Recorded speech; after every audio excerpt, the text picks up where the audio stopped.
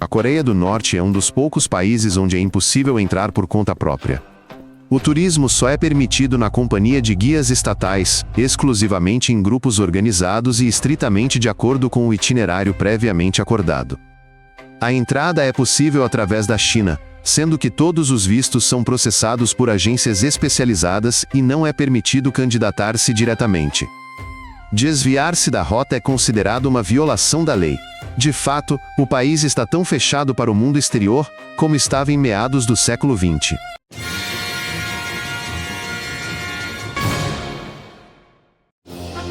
A inspeção de fronteira não é uma formalidade, mas um ato de intimidação. Todos os pertences pessoais são verificados, incluindo pendrives, fotos, aplicativos de celular, livros e até mesmo fundos de tela. Qualquer item com simbologia religiosa, imagens de líderes de outros países e ainda mais pendrives com vídeos estrangeiros podem ser motivo de interrogatório. Em 2014, um americano foi detido por ter deixado uma Bíblia num hotel. No país, é proibido tudo que não se encaixa na ideologia do regime. Turistas só podem visitar locais cuidadosamente selecionados em Pyongyang. Fachadas renovadas, novos bairros e restaurantes vazios, onde tudo parece ter parado no tempo. As ruas são limpas, os edifícios pintados com cores vivas, mas a atmosfera é artificial. Os locais não frequentam cafés, não fazem compras, não interagem com os visitantes. Tudo o que vês é parte de uma montra meticulosamente construída. Desviar-se do percurso é proibido. A cidade funciona como um cenário, concebido para convencer de um bem-estar inexistente. As lojas mostradas aos turistas lembram cenários teatrais. Nas prateleiras estão dispostos produtos, livros, brinquedos, comida, mas não há clientes. Os preços são indicados numa moeda especial para estrangeiros, e os vendedores nem sempre permitem comprar o que está na montra. Não é uma economia real, mas sim um espetáculo. Na parte real do país, as lojas funcionam com um sistema de cartões, o sortimento é limitado, e ninguém sequer ouviu falar de tais interiores. Aos turistas é demonstrada a ilusão de uma vida normal. Cada turista é acompanhado por um mínimo de 2 pessoas. Oficialmente guias, mas na verdade funcionários do Serviço de Segurança do Estado. Eles não se afastam um passo, vivem no mesmo hotel, comem na mesa ao lado e controlam até mesmo a expressão facial. Demorar-se à janela, ficar para trás do grupo, fazer uma pergunta a um local, tudo isso provoca uma reação imediata. A tarefa deles não é apenas informar, mas garantir que o estrangeiro não veja nada desnecessário e não desvie do roteiro. Esse acompanhamento está mais próximo da vigilância do que da ajuda. Na Coreia do Norte, só se pode fotografar o que é previamente autorizado. Sob estrita proibição estão militares, canteiros de obras, casas degradadas, pessoas com roupas pobres, fazendas, carros antigos e muito mais. Até mesmo uma foto bem-sucedida pode se tornar um problema se, por exemplo, contiver um monumento cortado no enquadramento.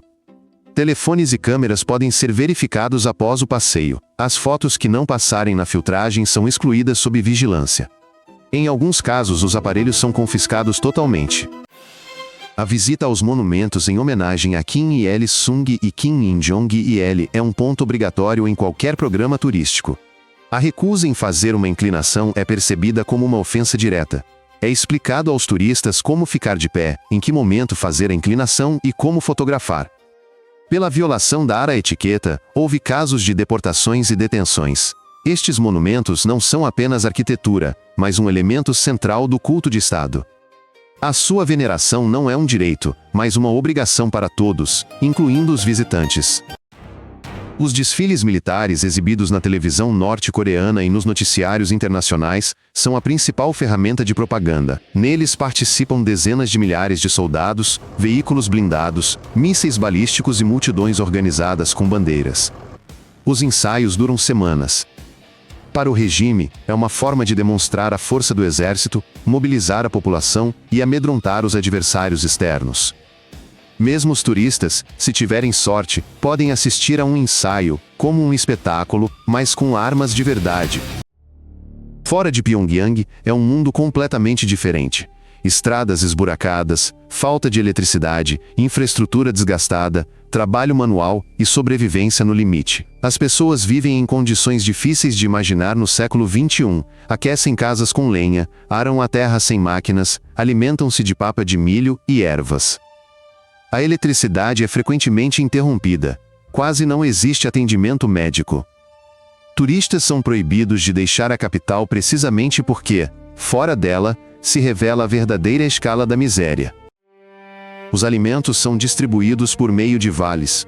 Só há carne para os feriados. A base da dieta é composta por arroz, milho e resíduos de soja. As pessoas nas áreas pobres alimentam-se de forragem, folhas, ervas e papinhas à base de água. Os mercados abertos são formalmente proibidos, mas existem na clandestinidade.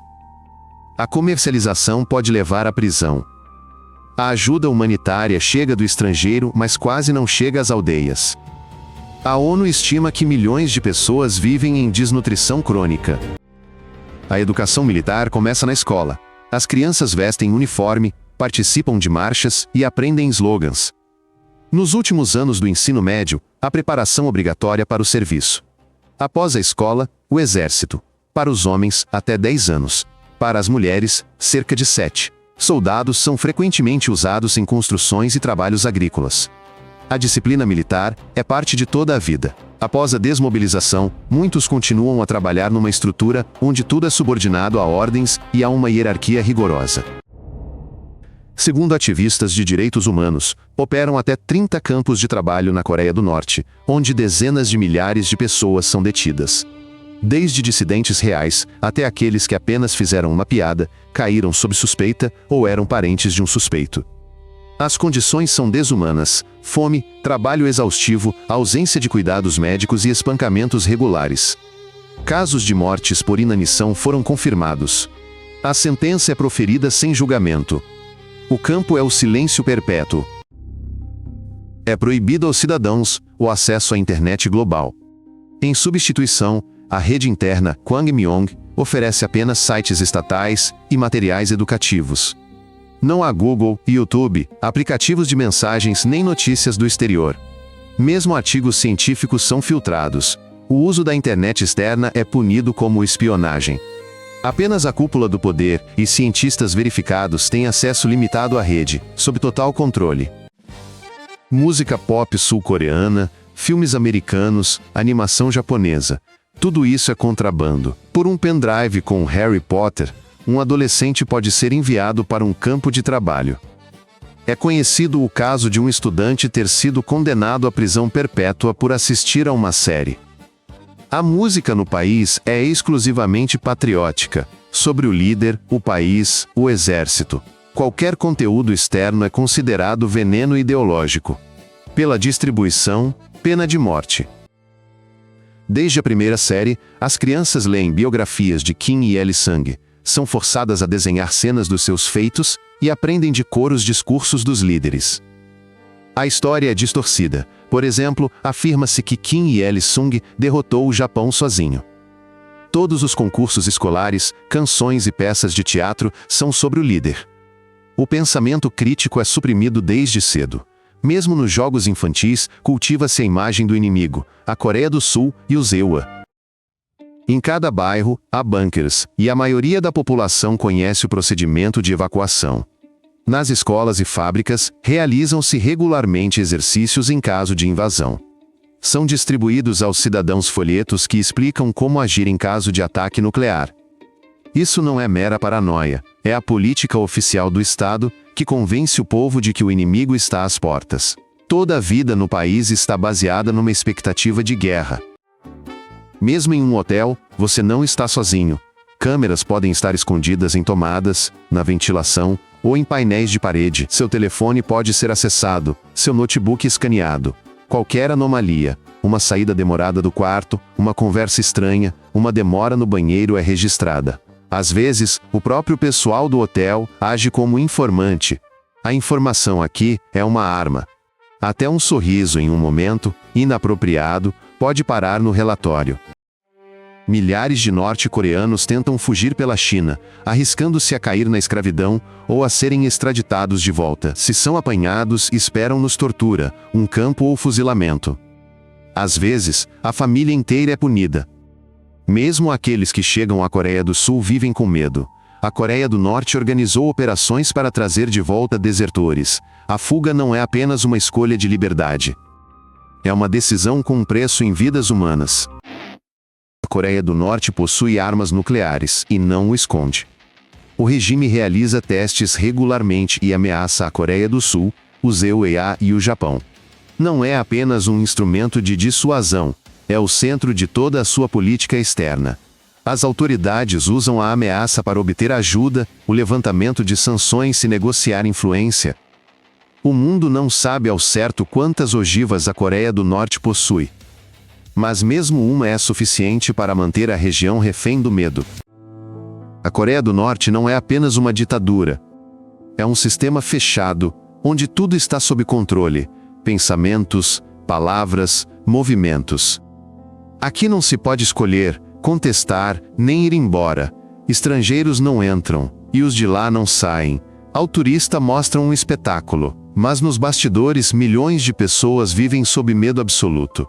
Se foi interessante, subscreva, há muito mais conteúdo interessante pela frente. Até!